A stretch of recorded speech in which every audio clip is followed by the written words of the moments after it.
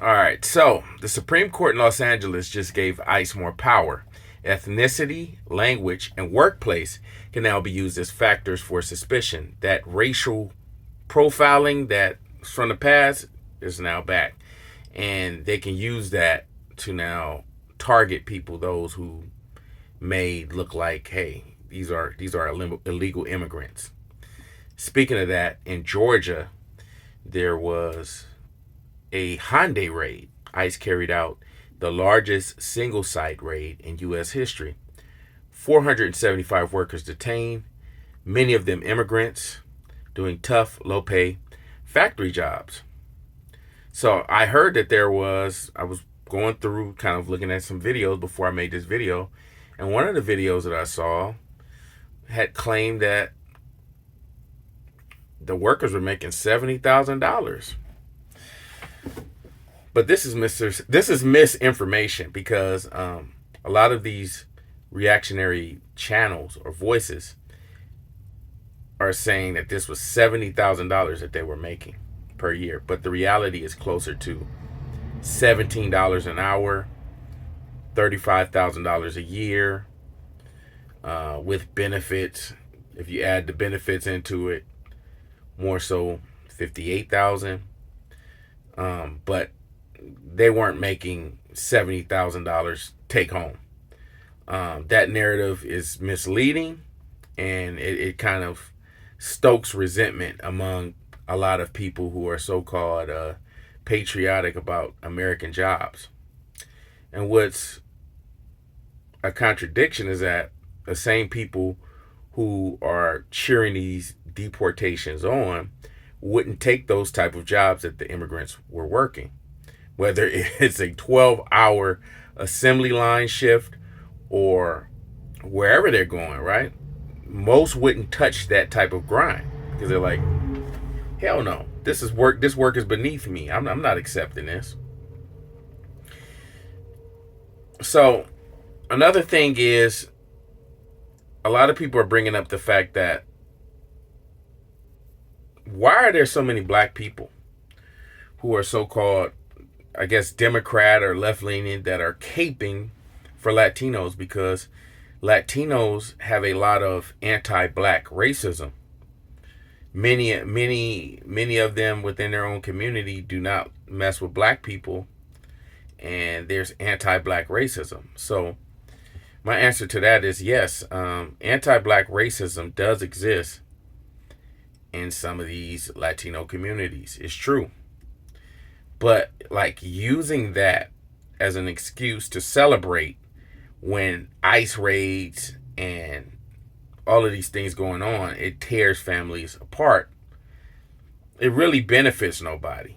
Like it just doesn't. It doesn't make us safer. It doesn't put food on our table. And it only feeds the same system that profits off of all of us. So in the end, I'm seeing a lot of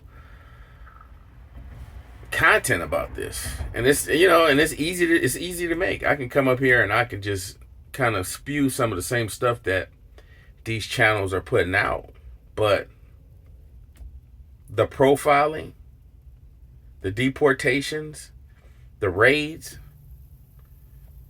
it just doesn't weaken one community. It kind of weakens us all, because a lot of the infrastructure within these places, immigrants have a lot to do with it. So I just don't get the whole celebration of punching down, because punching down on somebody else that's marginalized doesn't mean that they're looking at you any better, or they're looking at you like, hey, you're an ally. No, they look at you like you're at the bottom rung of society as well.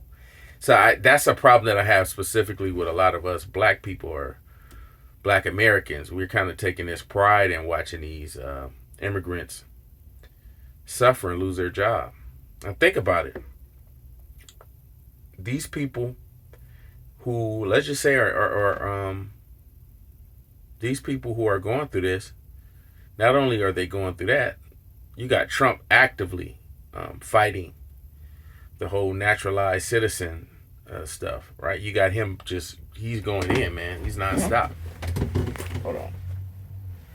He's going nonstop. He's fighting this naturalized citizen thing where if one of your parents are an immigrant, you don't qualify as a citizen of America.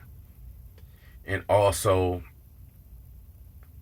let's just imagine that you've had an uncle, or if you had an aunt that pretty much bothered nobody, was doing the cheap labor that everybody benefits from in America. You're doing that type of labor, and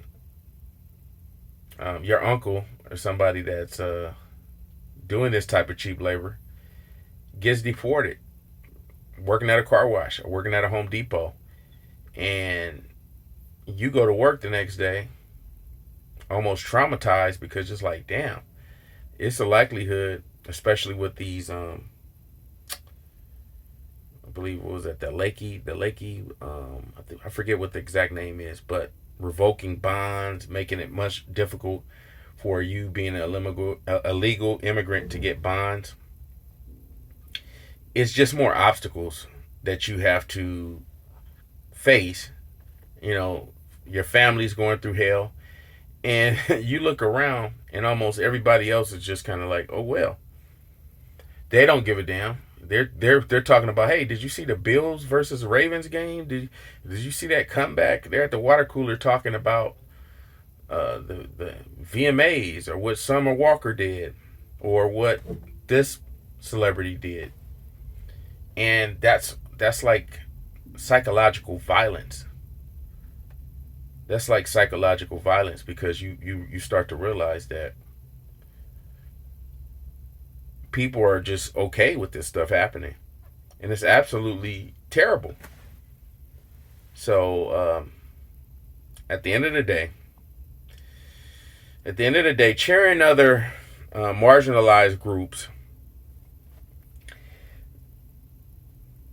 it doesn't protect us. It doesn't solve anything. It just proves how divided we've become, especially through the internet and the narratives that's on the internet.